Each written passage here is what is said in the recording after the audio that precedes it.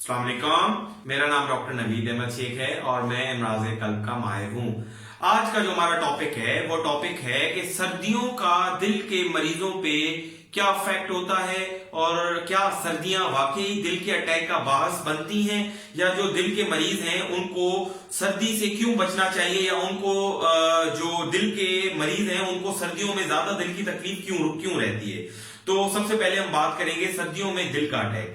देखें, सर्दियों के अंदर मसला ये होता है कि आपकी जो खून की नालियां हैं वो सुकड़ जाती हैं। जब आपकी पेरिफेरल नालियां हैं, जो आपके पूरे बॉडी में खून की नालियां फैली हुई हैं, जब वो सुकड़ जाती हैं तो दिल को उन नालियों तक खून पहुंचाने के लिए जोर लगाना पड़ता है। जब उस दिल को उस खून की नालियों में खून पहुंचाने के लिए जोर लगाना पड़ता है तो ऑब्वियसली उस दिल को फिर ज्यादा खून की जरूरत पड़ती है और उसकी दिल की धड़कन बढ़ जाती है, दिल की पट्टों को ज्यादा जान लगानी पड़ती है।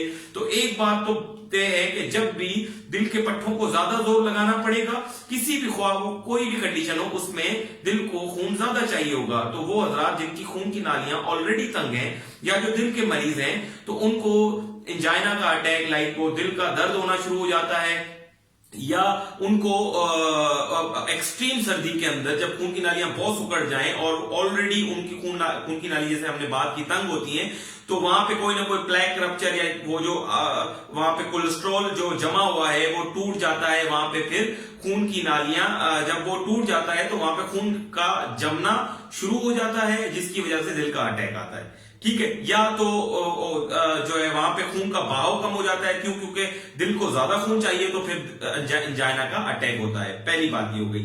अब दूसरी बात, जो वो हजरात जिनका दिल का फंक्शन ऑलरेडी बैठा हुआ है, जिनका दिल का फंक्शन 45% से कम है, तो उनके फेफड़ों में कहीं ना कहीं कोई पानी वैसे ही रहता है, जिसको हम पल्मोनरी एडिमा कहते हैं।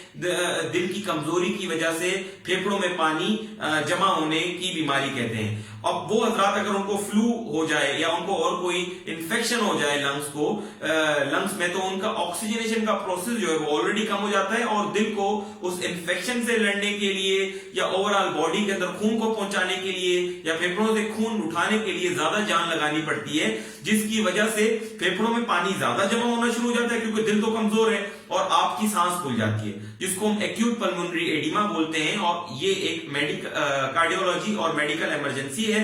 इस कंडीशन में बहुत सारे लोगों की जान भी चली जाती है।